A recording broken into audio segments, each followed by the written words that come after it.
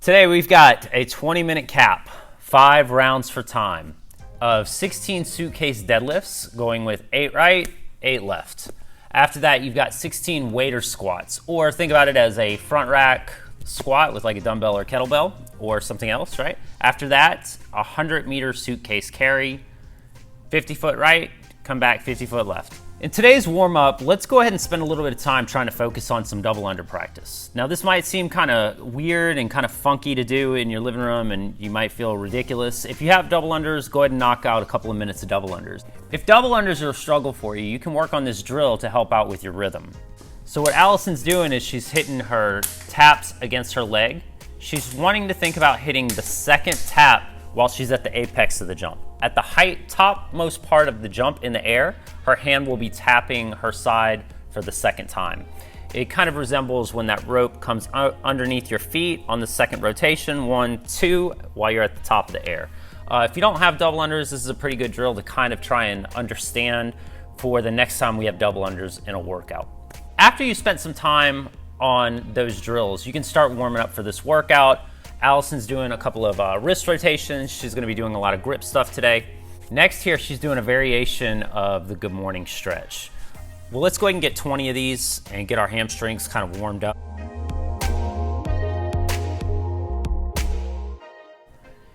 Here you can see Allison's prepping her glutes up a little bit. She has a hip circle and she's gonna be driving the knees out as she holds this position. You can hold this position for 60 seconds. If you don't have a hip circle, you can still hold this position just with the knees out. The next variation for the glutes is to just kind of bias one side. Here she's just going single legged. Hold this for 30 seconds each leg. Here Allison's doing some Superman snaps. She's holding for about a split second as she hits the top. She makes sure that her glutes are tight, her feet are together, and she keeps her biceps super close to the ear. Get 20 of these. Our last part of the warm-up is gonna be a little bit of hollow work. From here, to scale this down a little bit in the warm-up, if she wants to just do some leg raises, she can knock out a couple of these, right? Again, legs, quads, butt, everything nice and tight. A little bit of work on the abs. If this is pretty doable for you, we're gonna go ahead and start incorporating the next half of the body. She's gonna do a little bit of hollow work, right? So she's gonna go ahead and squeeze into hollow position, hold for a split second, relax, and fight for 10 of these. Today we have deadlifts. She's just standing up with a heavy weight safely. From here, her butt goes back, she reaches down, slight bend to the knee. She grabs her weight, she stands tall, right? As she goes back down to the floor, her butt goes back. As she passes the knee bends again.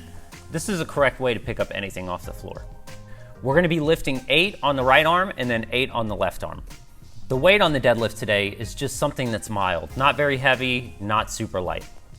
The next thing we have today is a waiter squat. Just think about this as a front rack squat with either a dumbbell or a kettlebell or another object. We're just trying to bias one side when it comes to loading. She's gonna hit 8 on the right, 8 on the left. She goes and cleans her weight. If you're using a dumbbell or a kettlebell, this is kind of what we wanna look like. She's gonna pass through the squat, butt goes back, knees out to the side. If she goes from the side on this is what it looks like. Butt goes back, knees stay behind the toes, she stands tall. Again, this can be done with anything in your right or left hand. We just want to bias one side 8 times and then hit the other side. You'll notice the weight on the waiter squats are kind of heavy. You're using the same weight on the waiter squat that you're using for the suitcase deadlift. You'll probably notice that this is probably going to be one of the harder parts of the workout.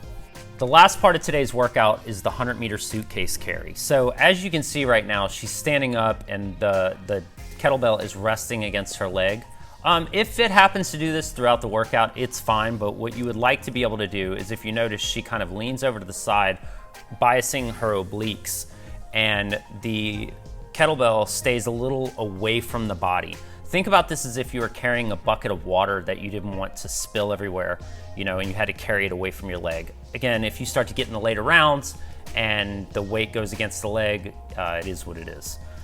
She goes 50 meters with a right arm, turns around 50 meters back you want to try not to put this down at all. Eventually the grip is going to become an issue. You want to be creative today if you don't particularly have any of this kind of equipment. This workout could be done with anything as long as we're loading it to one side, right? This could be done with a barbell, a kettlebell, a suitcase. Get creative. Cool, guys, that's it. Enjoy your workout today. If you have any questions, get with your coach, hit us up.